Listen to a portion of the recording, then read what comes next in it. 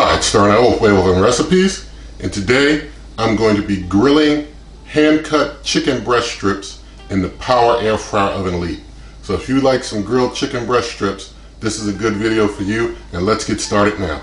Alright, so what I have here are two boneless, skinless chicken breasts. They're made between 10 and 12 ounces each. I've got some, what it's going to be, freshly cracked black pepper, some applewood smoked sea salt, and some Mrs. Dash chicken grilling blend. First, I'm just going to cut these into strips. I don't know if I'll need one or two crisper trays, so I just have two out just in case. I'm going to go ahead and start cutting these down, and then, oh, also, one other thing I'm going to need, I forgot. Extra virgin olive oil. So, we'll be cutting these down, then coating them with the oil, then coating them with the spices. So, good thing I remembered that last second. So go ahead and start prepping these.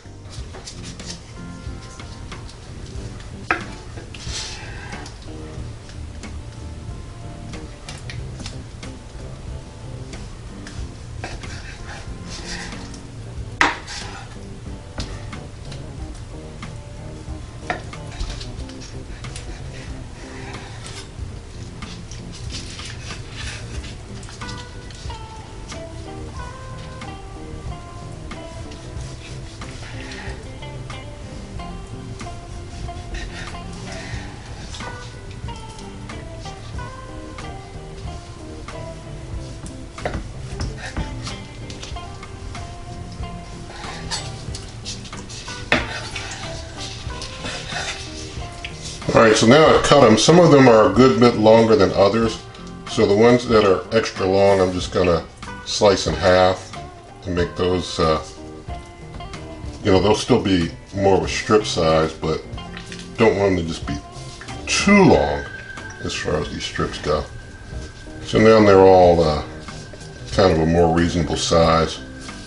More that, I guess, McDonald's size, if you were at McDonald's getting them.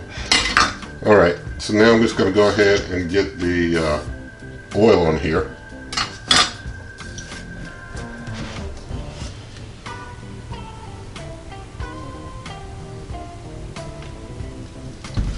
I may not even need to use a brush. I can just kind of roll everything around on both sides in the oil that's on the cutting board. Good thing about this cutting board is it has a drain, so I can do a little prep on it and not worry about things rolling off. Now I'm going to get spices on this side, then flip them and do the other side.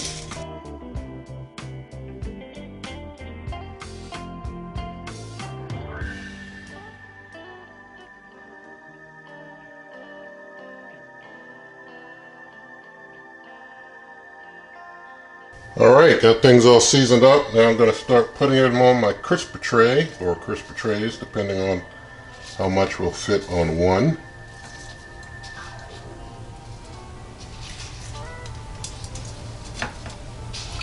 Yeah, we're definitely going to probably need two.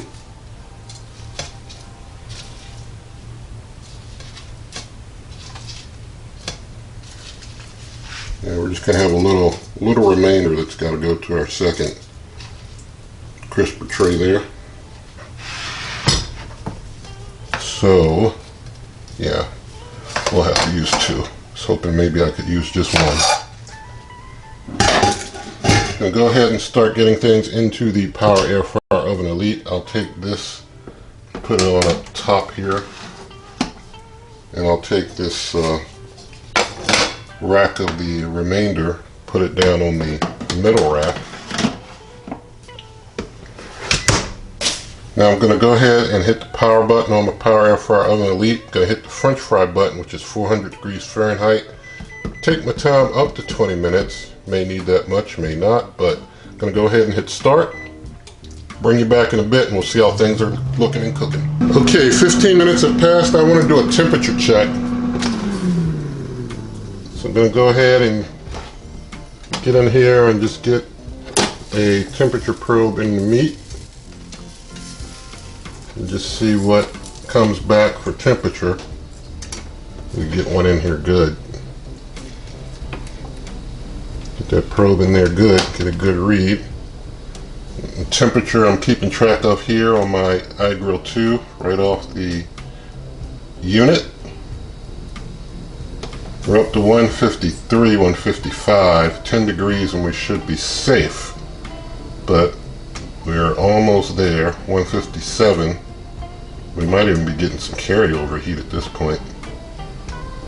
We're at 157 and it's holding.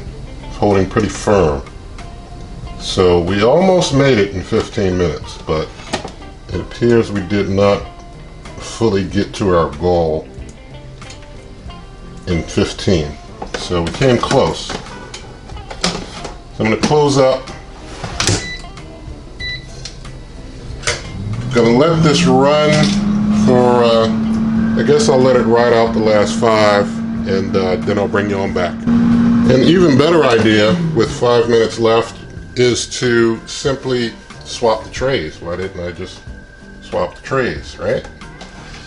But we will swap the trays, since we know in 5 minutes those on the top are going to go way beyond 165. And it might give those on top time to get right. So we'll let this go for, well, now it's got 4 minutes left, but we'll let this run out and then I'll bring you back and we'll do some temperature testing. Time's up. Let's go in. We'll check the top strip's temperature. Let's try this one here. Let's set him down. It's kind of hot. The crisper tray is kind of hot. See what temp gets up to. It's moving along. Moving good. Moving real fast. That's a good sign.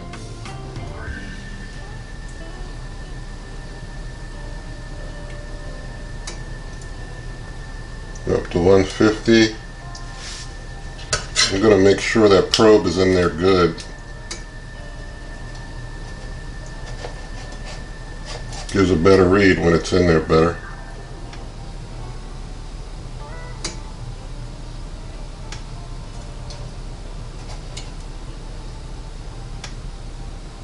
We're still moving on up. The more I put that probe in, the more it moves up.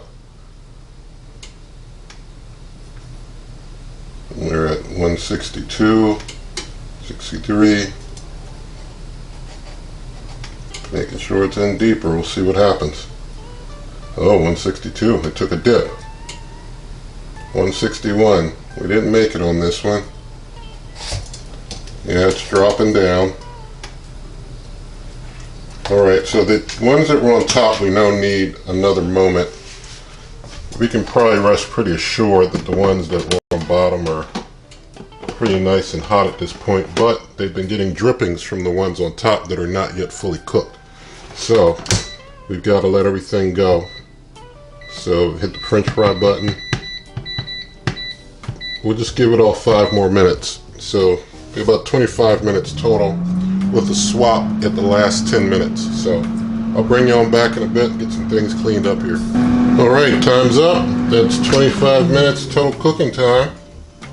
And just take these out, set them down, and set the second batch down. Now we know from the temperatures we were seeing earlier that these are definitely done. So if anybody wants to play the role of the food police, because I don't check them again, hey, whatever. We're going to move forward.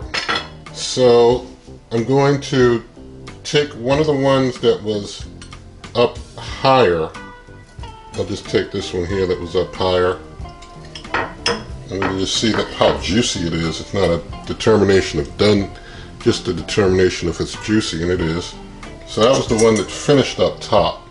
So let me take one of these that was on the lower level, that originally was up top. Just want to see how juicy it is. We know it's done. That looks pretty juicy there too. So I'm just going to take a cut off of the ones that started out on top for taste test, and a cut of the ones that started out on the bottom for taste test, and just set those like that. Get the camera adjusted and we'll do a taste test. Alright, so we've got our 2 grilled chicken breast strips for taste testing. I believe this is the one from the top at start, so let's taste test it.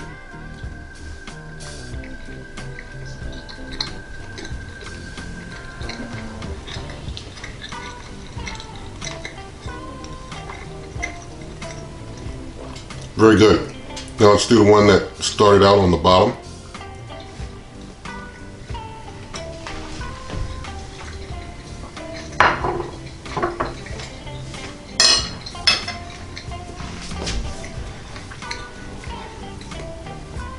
Alright, they're both very good. Both turned out well.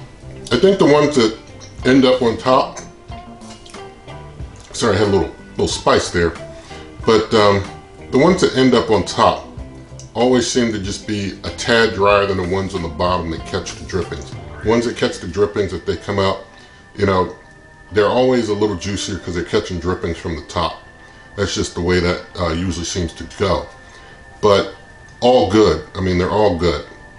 And so they're all tasty. They're all winners in my book. And so if you want to grill some chicken breast strips, this is the way you can do it. You know, definitely you can leave your comments about, you know, how you do your thing. Always appreciate it. And you can find this, other recipes, and other instructions at superwaveovenrecipes.com. I'm on Twitter at waveovenrecipes. There'll be photos of this and other cooks on Instagram at waveovenrecipes. Also, if you like the video, give it a thumbs up, share the video with a friend, subscribe to the channel, and good eating.